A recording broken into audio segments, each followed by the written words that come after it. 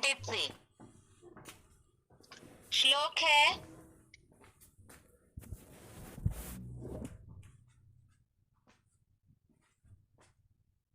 यदि हेयं न वर्तेयं जातु कर्मण्य तन्वितः मम वर्तमानुवर्तन्ते मनुष्यः पार्थ सर्वशः। श्लोक दोबारा। यदि हेयं न वर्तेयं जातु कर्मण्य तन्वितः मम वर्तमानुवर्तन्ते मनुष्यः पार्थ सर्वशः। श्लोक का संधि विच्छेद है। यदि ही अहम न वर्तेयं जातु कर्मणि अतन्वितः मम वर्तम अनुवर्तन्ते मनुष्यः पार्थ सर्वशः। संधि विच्छेद दोबारा। यदि ही अहम न वर्तेयं जातु कर्मणि अतन्वितः मम वर्तम अनुवर्तन्ते मनुष्यः पार्थ सर्वशः। शब्दों का अर्थ है ही अर्थात क्योंकि, यदि अर्थात यदि, अहम अर्थात मैं, जातु अर्थात कदाचित, कर्मणि अर्थात कर्मों में, अतन्वितः अर्थात आलस्यहीन होकर, न वर्तेयं अर्थात न लगा रहूं, पार्थ अर्थात हे पार्थ, मनुष्यः अर्थात लोग, सर्वशः अर्थात सब प्रकार से, मम वर्तमानुवर्तन्ते अर्थात मेरा मार्ग ही पकड़ेंगे। श्लोक शब्दों का अर्थ दोबारा। ही अर्थात क्योंकि, यदि अर्थात यदि, अहम अर्थात मैं, जातु अर्थात कदाचित, कर्मणि अर्थात कर्मों में, अतन्वितः अर्थात आलस्यहीन होकर, न वर्तेयं अर्थात न लगा रहूं, पार्थ अर्थात हे पार्थ, मनुष्यः अर्थात लोग, सर्वशः अर्थात सब प्रकार से, मम वर्तमानुवर्तन्ते अर्थात मेरा मार्ग ही पकड़ेंगे। श्लोक का अर्थ है क्योंकि, यदि मैं कदाचित कर्मों में आलस्यहीन होकर न लगा रहूं, तो हे पार्थ, लोग सब प्रकार से मेरा मार्ग ही पकड़ेंगे। श्लोक का क्लैरिफिकेशन वाला अर्थ ज्यादा नहीं है, इसलिए क्लैरिफिकेशन सहित भी अर्थ देखते हैं। क्योंकि यदि मैं कदाचित कर्मों में आलस्यहीन होकर लगन पूर्वक न लगा रहूं, तो हे पार्थ, संसारी लोग सब प्रकार से मेरा मार्ग ही पकड़ेंगे। तीसरे अध्याय में बात चल रही है कर्मयोग की। इसमें जैसे अभी तक हमने श्लोकों में देखा, इसके पहले के श्लोकों में कि श्रेष्ठतम व्यक्ति या जो श्रेष्ठ है दुनिया में, वो जैसा आचरण करते हैं वैसे ही दूसरे अनुगामी लोग भी उसका अनुसरण करते हैं। इसमें खास उदाहरण दिया है हीरो पाठधारी शिव बाबा, इसीलिए आचरण करते हैं कर्मों का श्रीमत अनुसार, ताकि उनको लोग फॉलो कर सके। वैसे तो भगवान को, जो ब्रह्मांड का मालिक है, उन्हें तो कुछ भी पाने की आवश्यकता ही नहीं है, क्योंकि सारी सृष्टि ही उनकी है।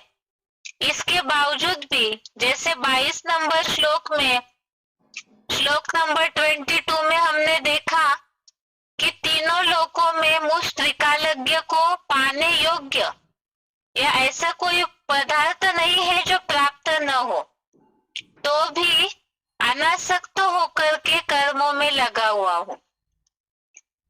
जो 22 नंबर श्लोक है, इसमें हम इस अर्थ से भी ले सकते हैं, जैसे बहुतों को ऐसे लगता है कि भगवान को हम देते हैं, लेकिन भगवान जो अखूट भंडार है सारी चीजों का ही, सब चीज तीनों लोकों का मालिक है, उन्हें तो हमारी इस कलयुगी विनाशी दुनिया की कोई भी चीजें वैसे चाहिए ही नहीं। उन्हें तो जो बोलते हैं शिव बाबा कि करनी घोर ब्राह्मण बनकर आए हैं, ताकि सब कुछ बुराइयों का दान लेकर के वो सबको अच्छी दुनिया में, नई दुनिया में ले जाते हैं।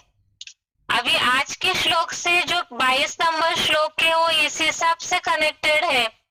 भगवान को तो कुछ भी पाने के लिए योग कुछ भी नहीं है, क्योंकि उनको तो सब कुछ उन्हीं का है, फिर भी वो कर्मों में लगे हुए हैं ताकि लोग फॉलो कर सके।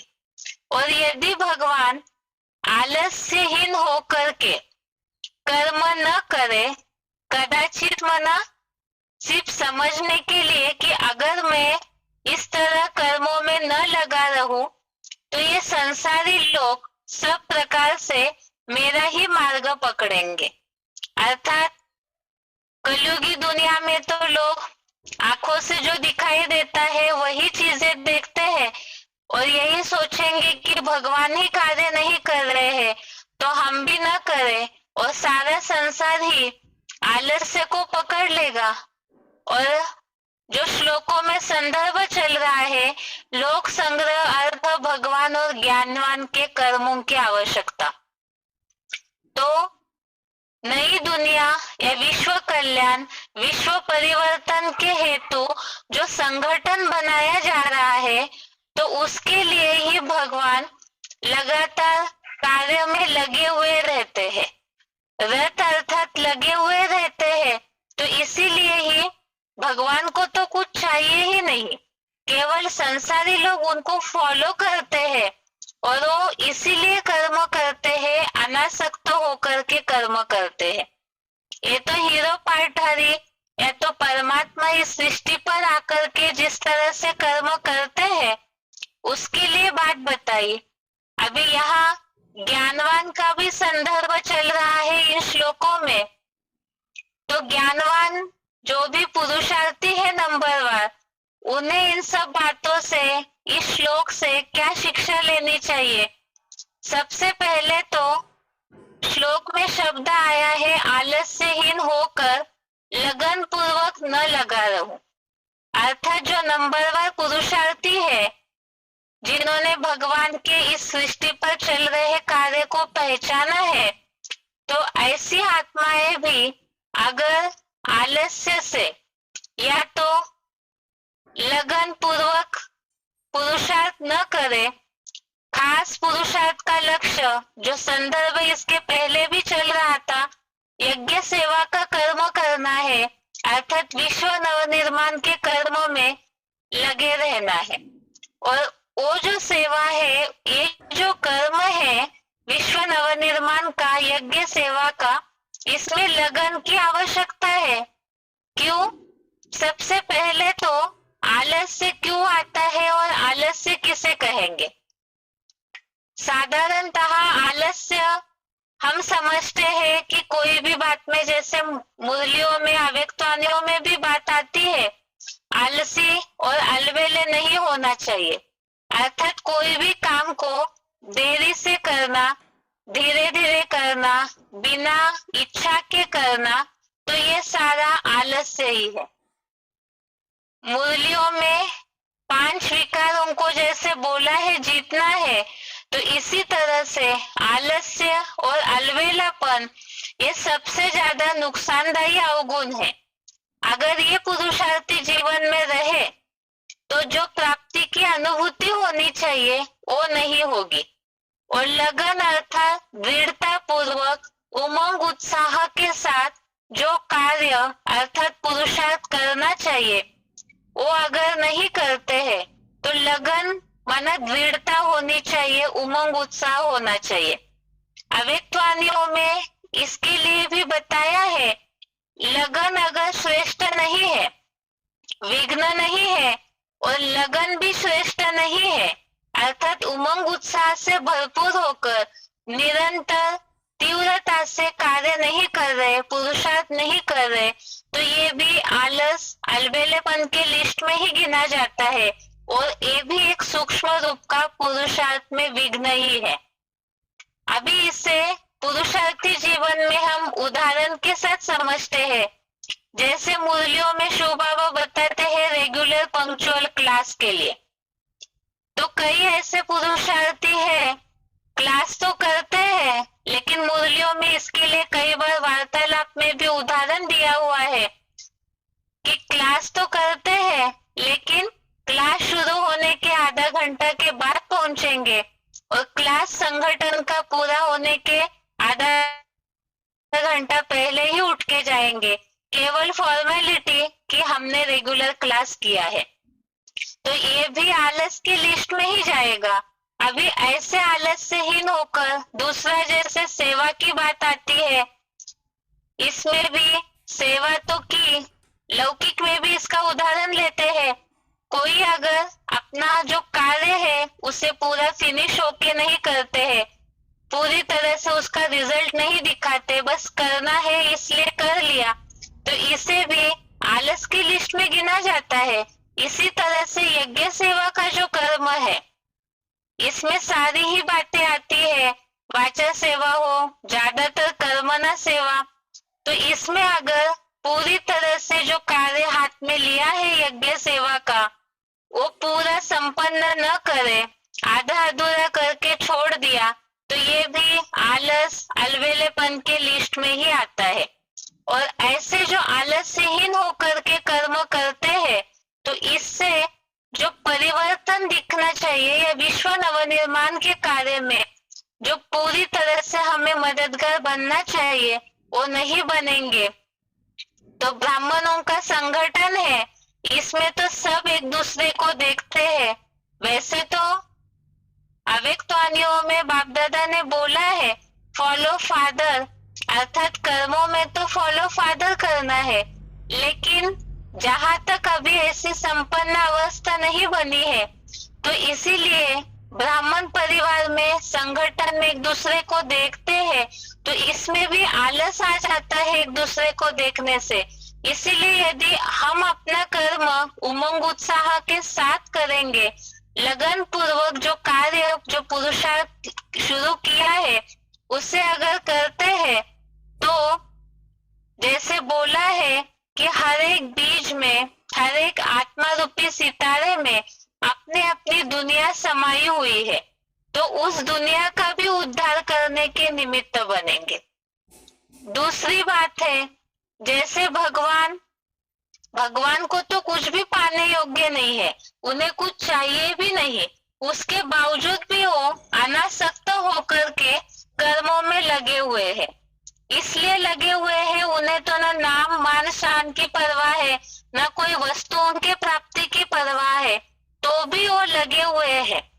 तो इसी तरह से जो भी ज्ञानवान पुरुषार्थी है तो उनका भी केवल एक ही लक्ष्य होना चाहिए कि विश्व परिवर्तन के कार्य में जो शिव बाबा नई दुनिया का संगठन बना रहे हैं तो उस संगठन के कार्य में हमें मददगार बनना है, और इसीलिए ही लगन पूर्वक पुरुषार्थ करते रहना है।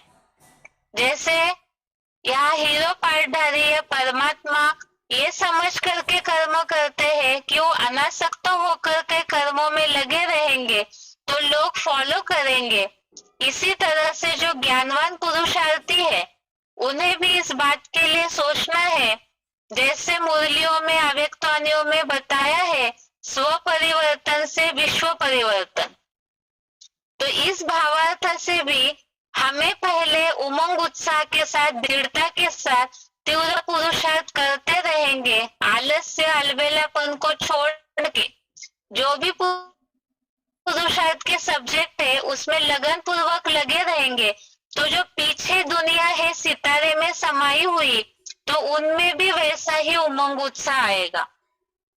इसमें जैसे श्रीमत को फॉलो करने की बात है, इसमें भी कई बार आलस्य आता है पुरुषार्थियों को, कर्म का फल नहीं मिला, जैसे सेवा की उसका रिजल्ट तुरंत नहीं आया तो भी आलस आता है, क्योंकि जब तक देहभान है, स्वार्थ है, तो पुरुषार्थ में भी, सेवा में भी कर्म फल की अपेक्षा रखते हैं। लेकिन ये सारी बातें जो भगवान ने बताई है कर्म के लिए, अनासक्त होकर के कर्म करना है, ये बात बुद्धि में रख करके यदि पुरुषार्थ करते रहेंगे तो जो पीछे, क्योंकि ब्राह्मणों के याद से, ब्राह्मणों के पुरुषार्थ से ही नए नए सत्व प्रधान सृष्टि की वृद्धि होती है, और अगर यही पुरुषार्थी ब्राह्मण आलसीन होकर के लगे रहेंगे तो जो विश्व परिवर्तन का कार्य तीव्रता से होना चाहिए वो नहीं हो पाएगा। तो ये आज के श्लोक का अर्थ है। इसका उच्चारण सुनते हैं। इसके साथ साथ ही जो श्लोक में शब्द आया है मम वर्तमानो वर्तन्ते, अर्थात भगवान ही इस सृष्टि पर आकर के सारे कर्मों का फाउंडेशन डालते हैं, परंपराओं का भी फाउंडेशन डालते हैं, तो उससे सिलेक्टेड पॉइंट के द्वारा ही इस बात के अर्थ को समझते हैं। पहले श्लोक का उच्चारण, उसके बाद पॉइंट्स।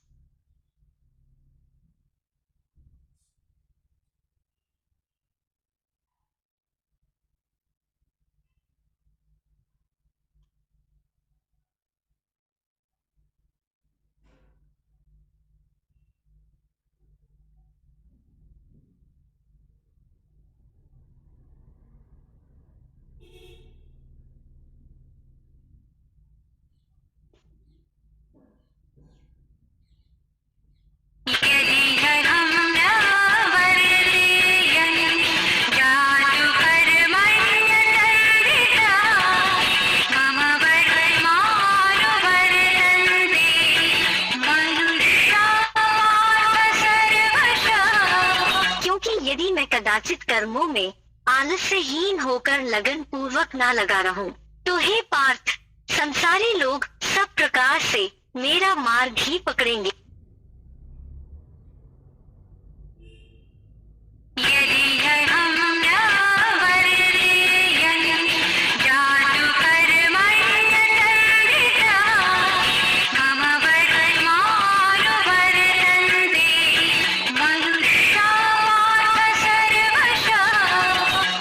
यदि मैं कदाचित कर्मों में आलस्यहीन होकर लगन पूर्वक न लगा रहूं, तो हे पार्थ, संसारी लोग सब प्रकार से मेरा मार्ग ही पकड़ेंगे।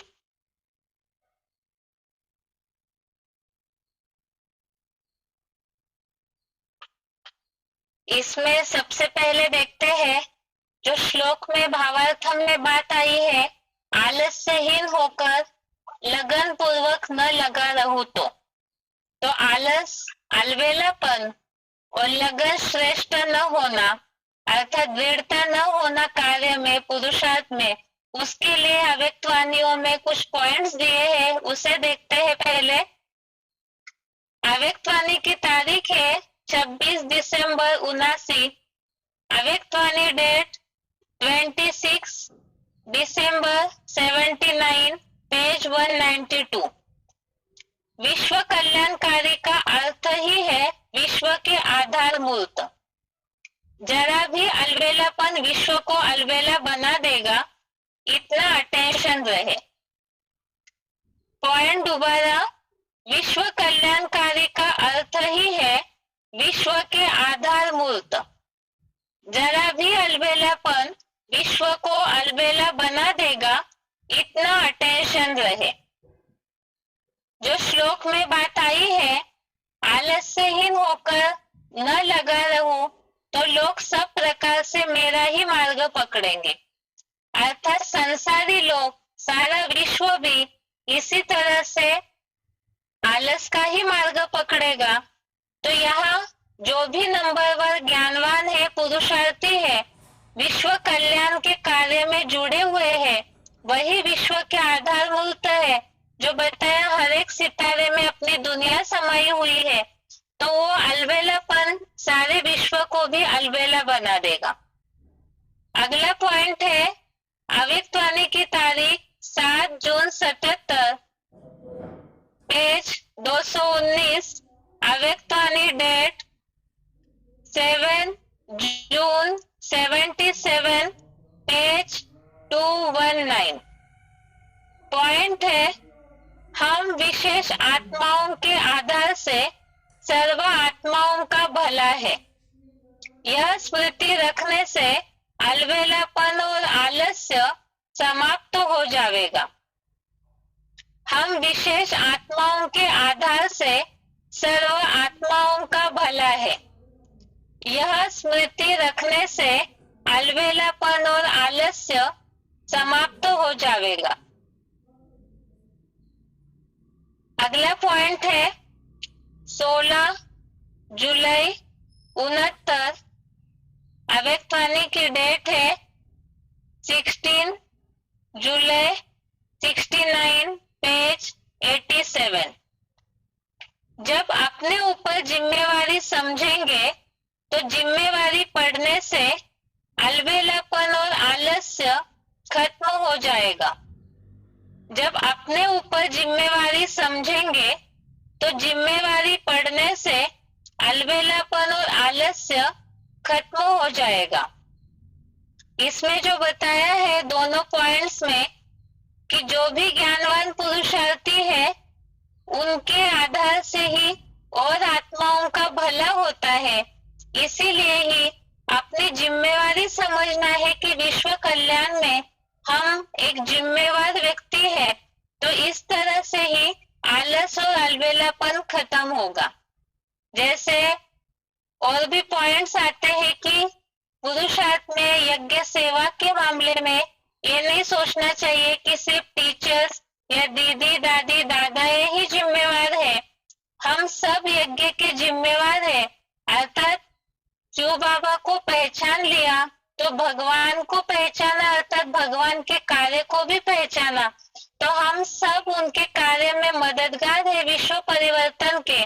तो ये बात का हर एक अपनी जिम्मेवारी समझे तो आलस और अलबेलापन खत्म हो जाएगा, दूर हो जाएगा। अगला पॉइंट है अव्यक्तवाणी की तारीख 4 मार्च 72, पेज 33, अव्यक्तवाणी डेट 4 मार्च 72, पेज 33।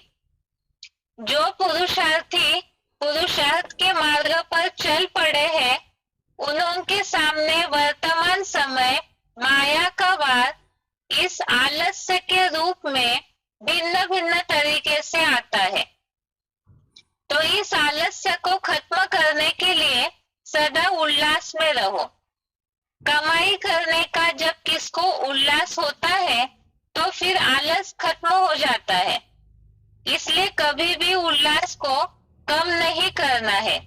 जो आलस्य के वश होकर और श्रेष्ठ कर्म करने से वंचित हो जाओ। पॉइंट दोबारा, अव्यक्तवाणी डेट 4 मार्च 72।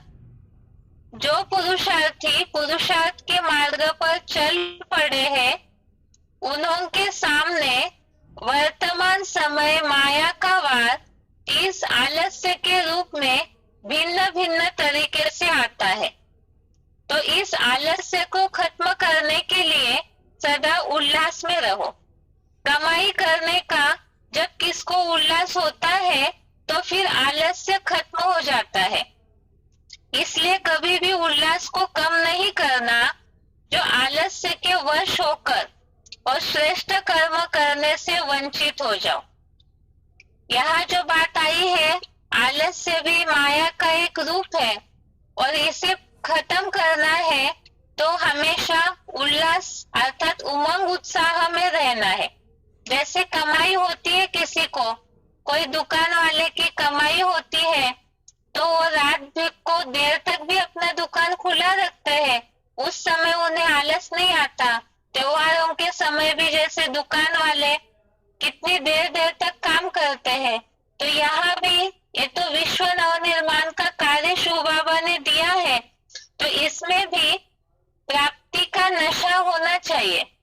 अब इसमें भी एक बात है कि जैसे बुरे कर्मों की रील घूमती है तो उस समय उमंग उत्साह डाउन हो जाता है। ऐसे तो शिव बाबा ने बोला है जो भी पुरुषार्थ हम करते हैं लगन से तो उसकी प्राप्ति है अंदरूनी हल्कापन और खुशी की अनुभूति होना।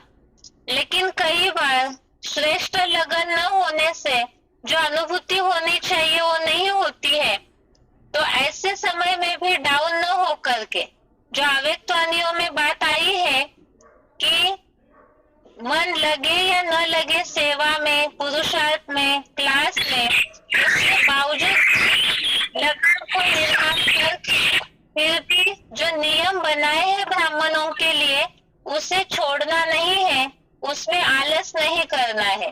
तो इस दृढ़ता से माया अपने आप ही दूर भाग जाएगी। तो इसीलिए बताया कभी भी उल्लास को, उमंग को कम नहीं करना है, आलस्य के वश होकर श्रेष्ठ कर्म से वंचित हो जाएंगे। अगला पॉइंट है अव्यक्तवाणी तारीख 7 जून 77 पेज 219, अव्यक्तवाणी डेट 7 जून 77 पेज 219। पॉइंट है हम विशेष आत्माओं के आधार से सर्व आत्माओं का भला है, यह स्मृति रखने से अलबेलापन और आलस्य समाप्त हो जाएगा। आगे का पॉइंट है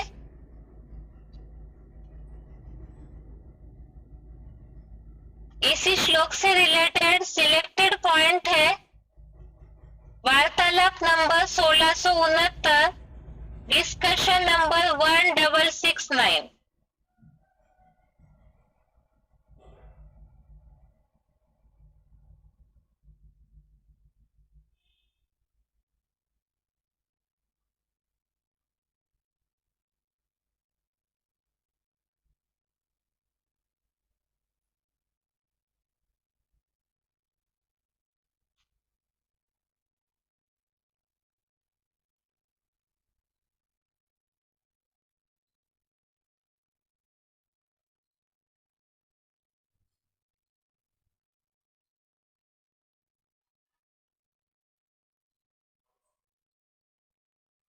पहले वीसीडी का पॉइंट देखते हैं। VCD number 2305, VCD number 2305। नवरत्न पत्थर होते हैं या नहीं होते हैं? शिव कभी पत्थर नहीं है, तो सदा जागती ज्योति है। तो जागती ज्योति प्रकृति के अव्वल नंबर पुतले में प्रवेश करती है, उस मुकर्रर रथ में प्रवेश करती है।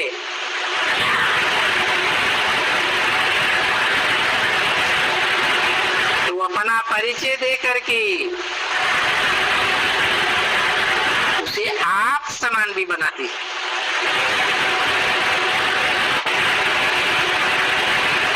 आप समान बन गया, बच्चा बाप समान बन जाता है। बाप की तरह दुकान या कारखानों को संभालने योग्य बन जाता है, तो बाप वानप्रस्थी हो जाता है।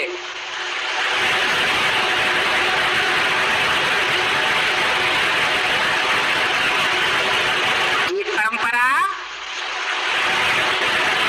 सृष्टि में चलती रहती है। इसलिए गीता मनुष्य पार्थ सर्वस है। जितने भी मनुष्य मात्र हैं मेरे रास्ते का ही अनुगमन करते हैं।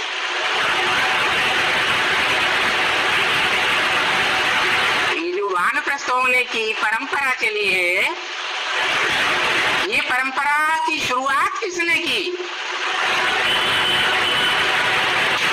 किसने की? है? बाप ने की।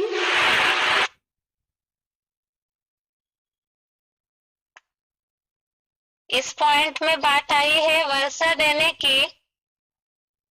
जो परंपरा पड़ी है, बाप अपने बच्चों को वर्षा देकर के खुद वानप्रस्थी हो जाते हैं, तो ये फाउंडेशन भी परमात्मा ही आकर के इस सृष्टि पर डालते हैं, जो अपने बड़े बच्चों को वर्षा देते हैं।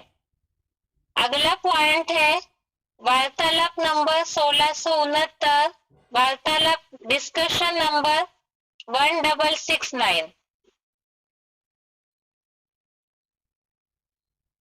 बाबा हाँ, पिता पाठशाला में पति और पत्नी दोनों ज्ञान में चलते हैं और दोनों रुद्रमाला के मंत्र होते हैं। कोई जरूरी नहीं कि दोनों हो। हाँ, और फिर उनको ये है कि लक्ष्मी नारायण बन करके दिखाओ। यदि दोनों रुद्रमाला के मणके तो आपस में टकराएंगे तो लक्ष्मी नारायण कैसे कब तक भी बन पाएंगे? जो रुद्रमाला का बाप है वो कौन है? देखा है उसे? कौन है? बाप है। कौन है रुद्रमाला का बाप साकार में? रुद्र है। रुद्र साकार होता है या निराकार?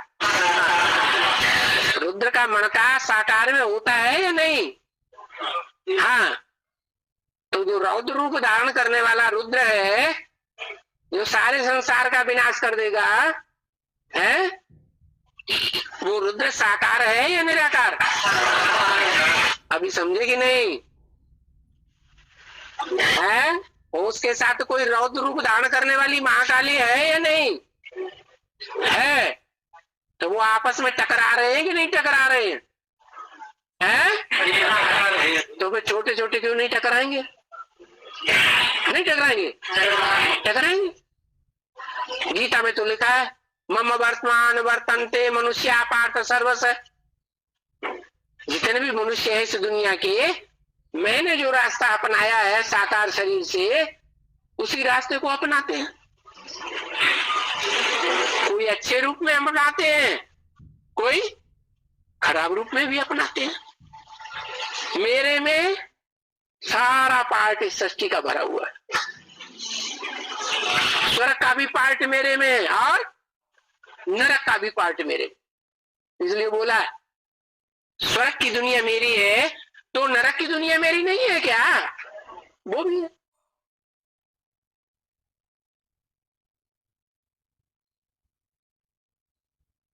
आगे का पॉइंट है वार्तालाप नंबर 1754, डिस्कशन नंबर 1754। बोला ऐसा कि बच्चा बात विधान संभालने के बाद बाप का काम नहीं। वानप्रस्थी हो जाते हैं बाप, तो क्या बच्चों की देखभाल नहीं करते? हाँ, देखभाल करते हैं। तो फिर एकदम थोड़ी सन्यासी हो जाते हैं।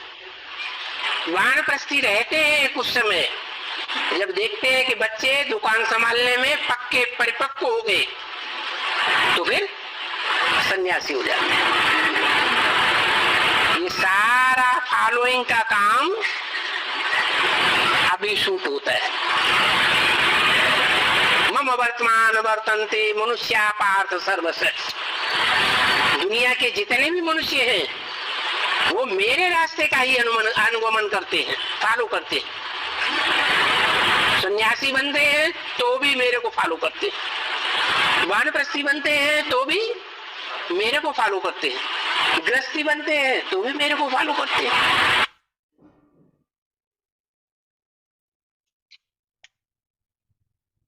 इस पॉइंट में जैसे बताया और इसके पहले वाले पॉइंट में कि परमात्मा के ही कर्मों को सब फॉलो करते हैं, सिर्फ जो जैसे देखते हैं उस अनुसार कोई पॉजिटिव रूप में या कोई निगेटिव रूप में फॉलो करते हैं।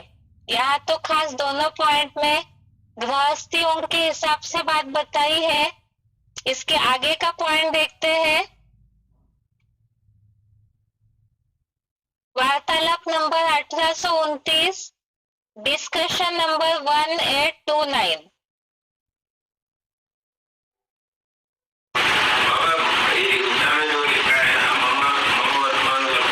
मनुष्य पार्थ सर्व से हाँ। तो ये कहते हैं, शिव कहते हैं कि सब मनुष्य मेरे मार्ग का ही अनुसरण करते हैं। तो इसका मतलब ये हुआ कि जो शिव जो कल्याणकारी है, हाँ। तो ऐसे ही सब मनुष्य कल्याणकारी ही बनते हैं। नहीं बनते सत्युग त्रेता में सब मनुष्य थोड़ी बनते, नंबरवार ही बनेंगे कि एक जैसे बनेंगे? नहीं नंबरवार बनेंगे, लेकिन जो द्वापर कलयुग में जो आने वाले हैं उनको बीच में कैसे कहेंगे? बीच में प्रवेश करके जो बोलने वाली आत्मा है और शरीर है, वो आत्मा किसकी है और शरीर किसका है? मम वर्तमान वर्तन्ते मनुष्या पार्थ सर्वसे। मैं जो रास्ता अपनाता हूँ, मेरे रास्ते का अनुगमन सब करते हैं, तो मैं जो रास्ता अपनाता हूँ वो तो संगम युग में अपनाता हूँ। इसका मतलब हुआ वो किसी के शरीर में प्रवेश करके करते हैं। हाँ, शिव जो है, शिव जो है, हाँ जी, मम वर्तमान वर्तन्ते का मतलब ये है कि ब्रह्मा की सोल इंटरफियर करके बोल रही है। ब्रह्मा सिर्फ दादा लेखराज का ही नाम नहीं है, जो अव्वल नंबर ब्रह्मा है उसका भी नाम ब्रह्मा है।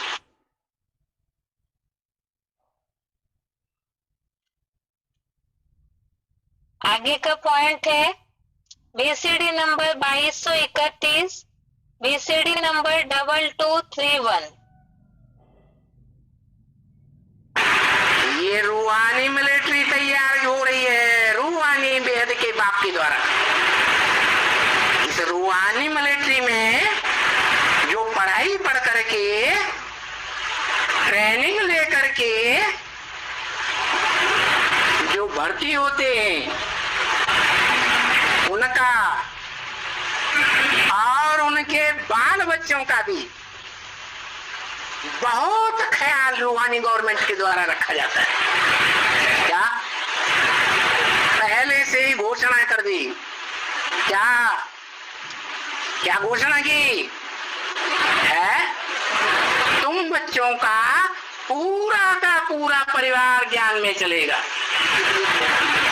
क्या तो बाल बच्चों के लिए भी निश्चिंतता हो जानी चाहिए कि नहीं है? वो भी रूहानी मिलिट्री में आ गए, पढ़ाई भी नहीं पढ़ी, क्योंकि ये तो राजयोग की पढ़ाई है। जो राजयोग की पढ़ाई पढ़ते हैं वो राजकुल में आते हैं, पढ़ाई नहीं पढ़ते हैं तो प्रजाकुल में चले जाते हैं। तो जो रूहानी मिलिट्री में आने वाले तुम बच्चे पढ़ाई पढ़ रहे हो, उनके परिवार वाले पढ़ाई पढ़ रहे हैं नहीं पढ़ रहे हैं? विरोध कर रहे हैं या नहीं कर रहे हैं? विरोध भी कर रहे हैं।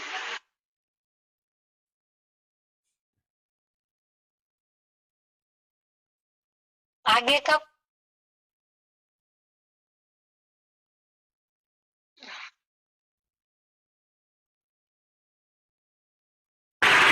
ये रूहानी मिलिट्री तैयार है दादी अम्मा, लेकिन उनके लिए वरदान दे दिया क्या कि तुम्हारा पूरा परिवार ज्ञान में चलेगा।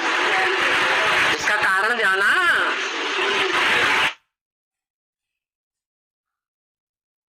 नहीं जाना? इसका कारण है कि जो तुम्हारे इस दुनिया में सख्त विरोधी है, तुम्हारे और प्रैक्टिकल में आए हुए बाप के भी सख्त विरोधी हैं। क्या? जैसे ये रूहानी वो भी विरोध कर रहे हैं दादी अम्मा, लेकिन उनके लिए वरदान दे दिया क्या कि तुम्हारा पूरा परिवार ज्ञान में चलेगा। इसका कारण जाना? नहीं जाना? इसका कारण है कि जो तुम्हारे इस दुनिया में सख्त विरोधी हैं, तुम्हारे और प्रैक्टिकल में आए हुए बाप के भी सख्त विरोधी हैं। क्या?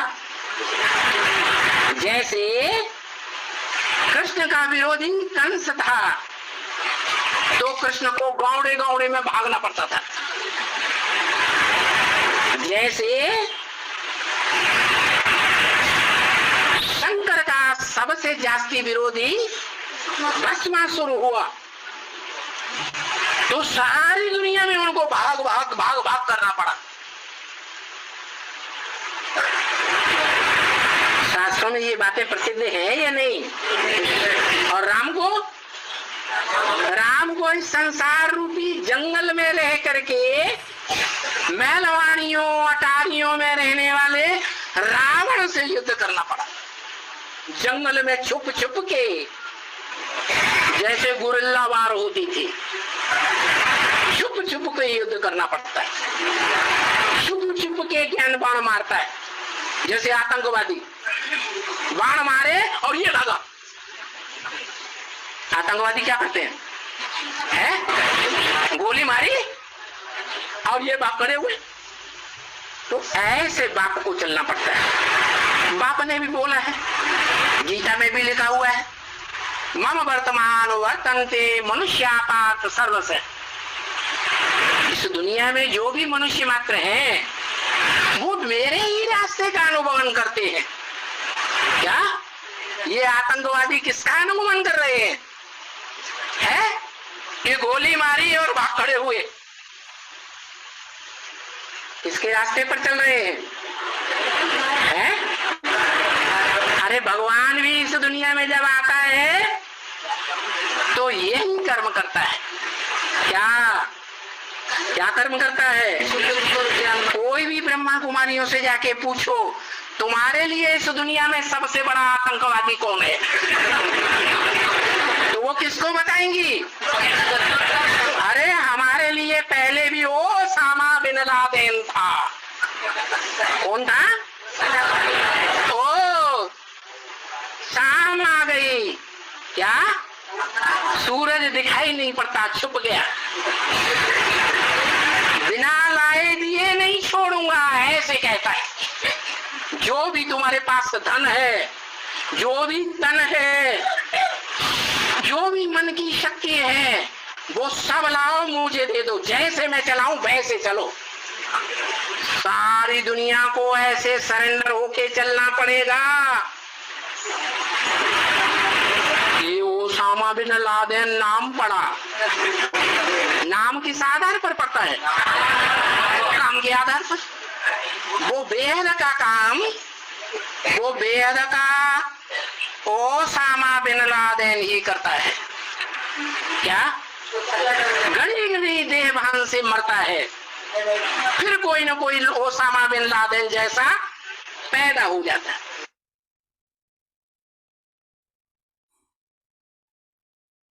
अभी के पॉइंट में जैसे बताया, हर परंपराओं का फाउंडेशन परमात्मा ही आकर इस सृष्टि पर डालते हैं, लेकिन उनको फॉलो करने वाले जो है वो नंबरवार है। जैसे पिछले वार्तालाप के पॉइंट में पूछा था कि सभी ही शो की तरह कल्याणकारी होने चाहिए अगर सारे ही परमात्मा के कार्यों का अनुसरण करते हैं तो। लेकिन नंबरवार जो जैसे ज्ञान को समझते हैं उसी अनुसार ही नंबरवार परमात्मा के कार्य को फॉलो करते हैं। तो जैसे यहाँ पर आतंकवादियों का उदाहरण दिया शिव बाबा ने कि भगवान जो कार्य करते हैं इस दुनिया में गुप्त रीति से पाठ बजाकर जो आसुरी सृष्टि का, आसुरी गुण वालों का विनाश करने के लिए ही उन्हें इस सृष्टि में गुप्त रह करके पाठ बजाना होता है। लेकिन उसे ही दुनिया में आतंकवादी निगेटिव रूप से फॉलो करते हैं। इस बात का उदाहरण अभी के पॉइंट में दिया। अभी आगे का पॉइंट है VCD नंबर 1989, VCD नंबर 1989। बाप आते हैं तो विरुद्ध लेकर आते हैं। क्या विरुद्ध लेकर आते हैं? मैं तुम बच्चों को नंबरवार आप समान निराकारी, निर्विकारी, निरहंकारी बना कर जाऊंगा। तो जो अव्वल नंबर है, बाप समान बड़ा बच्चा होता है, ये भक्ति मार्ग की परंपरा में नहीं हो डाली गई है बाप के द्वारा। मैं क्या बोला, मन मम वर्तमान वर्तन्ते मनुष्या पार्थ सर्वश। इस सृष्टि पर मेरे ही मार्ग का अनुगमन करते हैं सभी मनुष्य। जो भी राजाएं भारतवर्ष में हुए हैं, उन्होंने अपने बड़े बच्चे को राज्य दिया है या छोटे बच्चों को दिया? बड़े बच्चे को राज्य दिया, क्योंकि जो बड़ा बच्चा होता है वो लंबे समय की प्योरिटी से पैदा होता है। प्योरिटी से दुनिया के सारे कार्य होते हैं।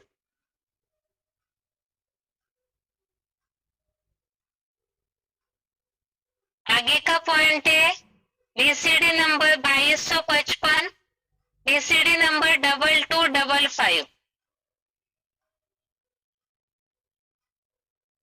मम वर्तमान वर्तन्ते मनुष्या पार्थ सर्वश। ये किसने बोला? कौन सी आत्मा ने बोला? मेरे रास्ते का अनुगमन इस संसार में सभी पुरुष करते हैं। जो रास्ता मैं चलता हूँ उसी रास्ते पर दुनिया के सब मनुष्य चलते। किसने बोला? अरे कौन सी आत्मा ने बोला है? मनुष्य आत्मा ने बोला। शिव तो अकर्ता है कि करता है? वो तो अकर्ता है, वो तो इस लिस्ट में आता ही नहीं। तो करता कौन है पहले नंबर में है? अरे पहले नंबर में करने वाला कौन है?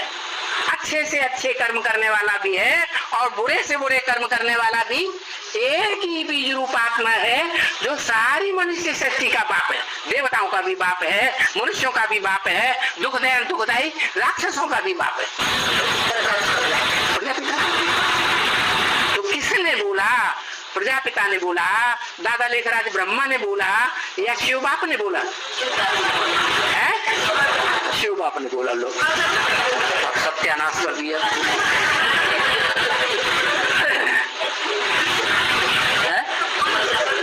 सारी दुनिया मेरा ही अनुगमन करती है, मेरे रास्ते पर ही चलती है। जो कर्म मैं करता हूँ वही कर्म सारी दुनिया करती है। नंबर 1 किसने बोला है?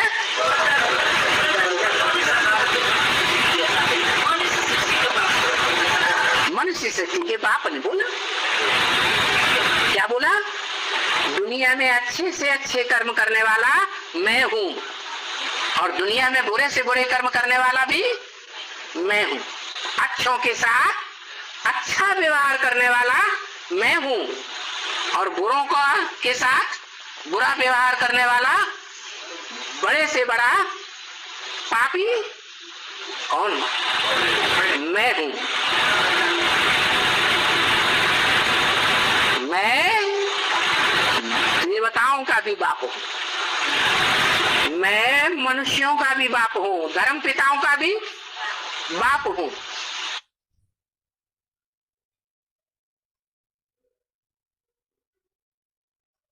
आगे का पॉइंट है बीसीडी नंबर 2318, बीसीडी नंबर 2318। जो भी राजाएं हुए उनकी परंपरा चली आई कि राजाओं ने अपने बड़े बच्चे को राजाई दी, वर्षा दिया या छोटों को दिया? बड़े बच्चों को दिया। ये परंपरा कहाँ से शुरू हुई? संगम में शिव बाबा ने आकर शुरू की। इसीलिए रामायण गीता में लिखा है मम वर्तमान वर्तन्ते मनुष्या पार्थ सर्वश। ये पृथ्वी के राजा अर्जुन, मनुष्य जितने भी सृष्टि में हैं वो मेरे रास्ते का ही अनुगमन करते हैं। जिस रास्ते पर मैंने चल करके दिखाया उसी रास्ते पर सब मनुष्य चलते हैं। माने सभी मनुष्य मात्र बाप बनकर अपने बड़े बच्चे को वर्षा देते हैं।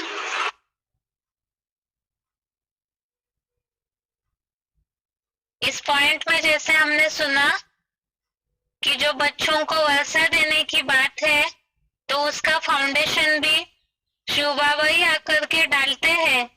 और जैसे मनुष्य सृष्टि का जो बाप है उनके लिए तो बोला जाता है ऐसी कोई बात नहीं जो तेरे ऊपर लागू न होती हो।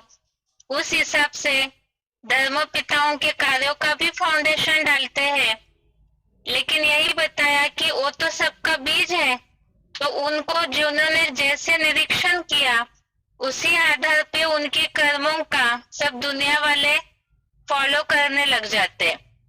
आगे बीसीडी का पॉइंट है 2412, बीसीडी नंबर 2412।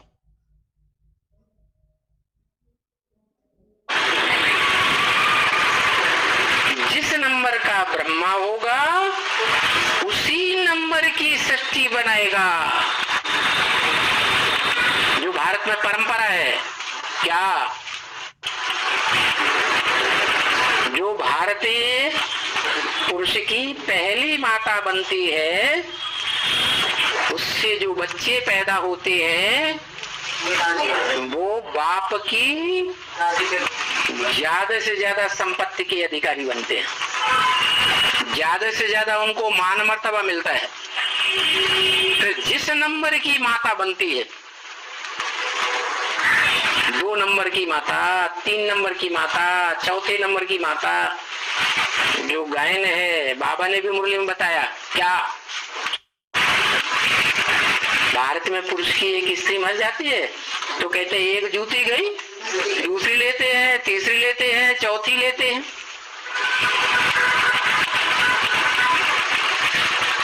तो जिस नंबर की माता बनती है उससे पैदाइश पाने वाले जो बच्चे हैं उसी नंबर का मान मर्तबा उस परिवार में पाते हैं। तो ये परंपरा कहां से शुरू हुई, कैसे?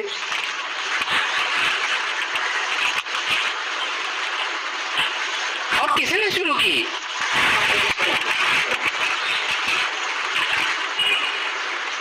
गीता में जिसने लिखा है, गीता में जिसने गीत गाया है उसी ने ये परंपरा शुरू की होगी। गीता में लिखा है मम वर्तमान वर्तन्ते, क्या मम माने मेरे, वर्तमान वर्तन्ते मेरे रास्ते पर जो अनुकरण करते हैं, मनुष्यापार्थ सर्वस्य, इस संसार के मनुष्य जो मेरे रास्ते का अनुवर्तन करते हैं, पीछे पीछे चलते हैं, तो मेरे का ही अनुकरण कर रहे हैं, अनुकरण कर रहे हैं सब प्रकार से। सात्विक रूप में मेरा ही अनुकरण करते हैं, फिर बाद में तामसी बनते हैं तो किसी का भी अनुकरण करें।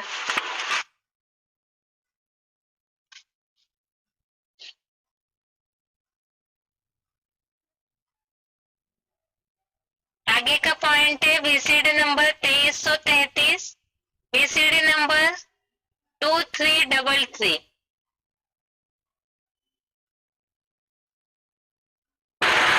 सुप्रीम कोर्ट बाप गीता में कहता है माम वर्तमान वर्तन्ते मनुष्यापार्थ सर्वस्य, दुनिया के जितने भी मनुष्य हैं मेरे रास्ते का ही अनुगमन करते हैं। मैंने अपने बड़े बच्चे को प्रॉपर्टी दी है, जो प्रॉपर्टी मेरे पास वो प्रॉपर्टी दी है, तो दुनिया में जितने भी बाप हुए हैं छोटे बड़े वो सब अपने बड़े बच्चे को देते हैं।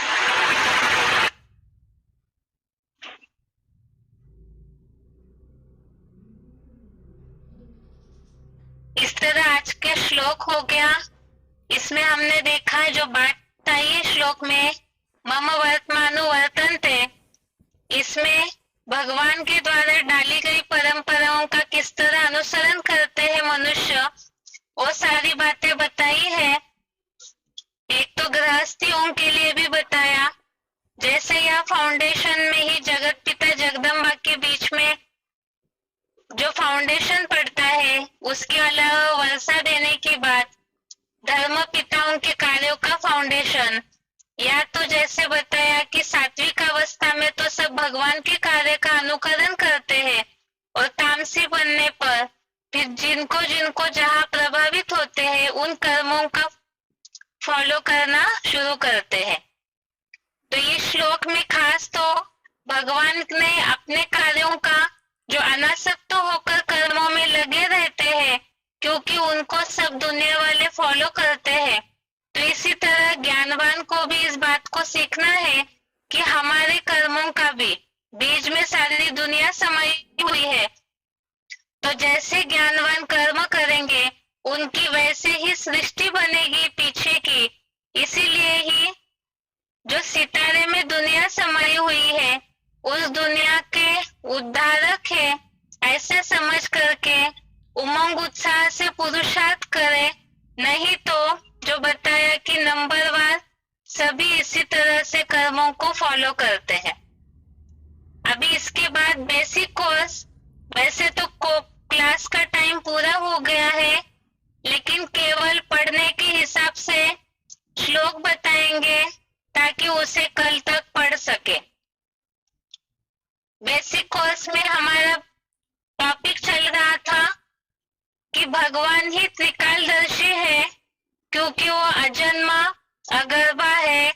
इसीलिए भगवान ही सृष्टि का जो आदि मध्य अंत का राज है वो बता सकते हैं। मनुष्य इसलिए नहीं बताते हैं क्योंकि वो जन्म मरण के चक्र में आते आते सारी बातों को भूल जाते हैं। इसीलिए ही सृष्टि की आयु या सृष्टि काल चक्र का जो समय है, ड्यूरेशन है, वो मनुष्यों के हिसाब से एक रहस्य ही रह गया है। तो इसके बारे में ही भगवान ही आकर के इस राज को खोलते हैं। भगवत गीता जो है इसे तो सब समझते हैं कि भगवान के महावाक्य है, भगवान के द्वारा दिया गया नॉलेज है।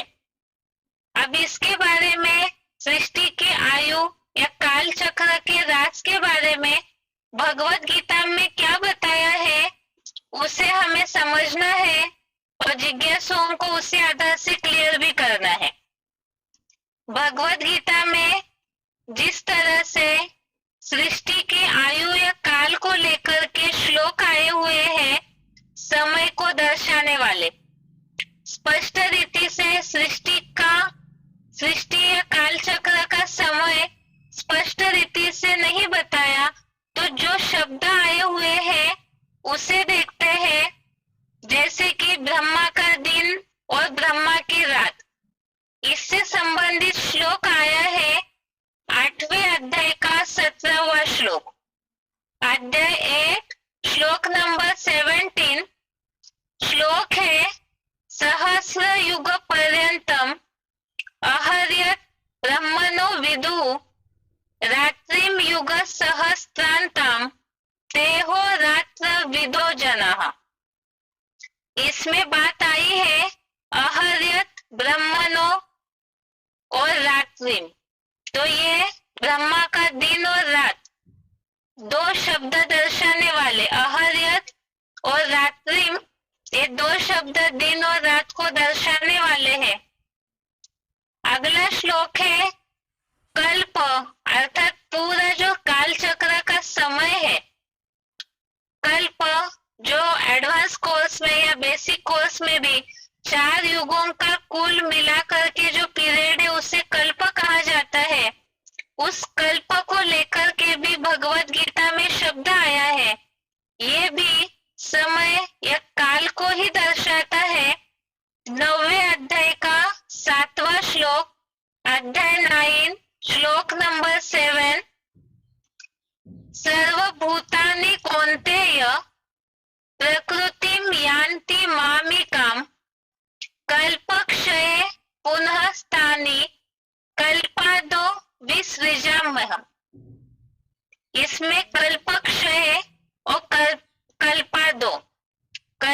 विषय कल्प का अंत और कल्पादो कल्प की आदि। तो कल्प ये शब्द भी समय को दर्शाने वाला है, काल को दर्शाने वाला है। और युग अर्थात एक एक युग के हिसाब से भगवत गीता में शब्द आया है।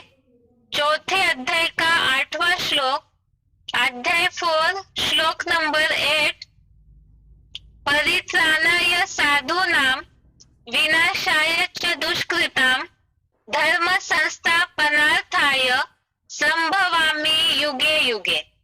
इसमें शब्द आया है युगे।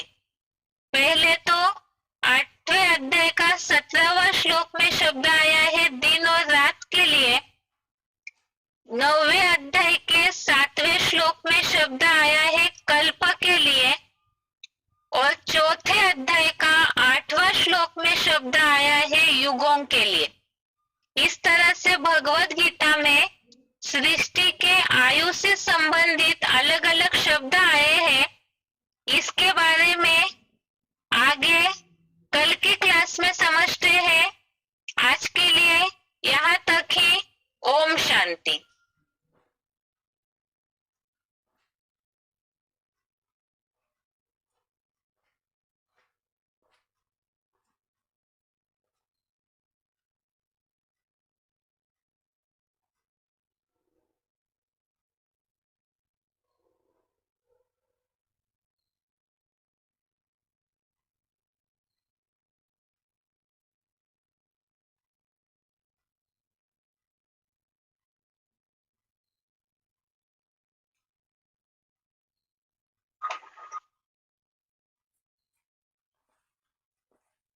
Goodbye.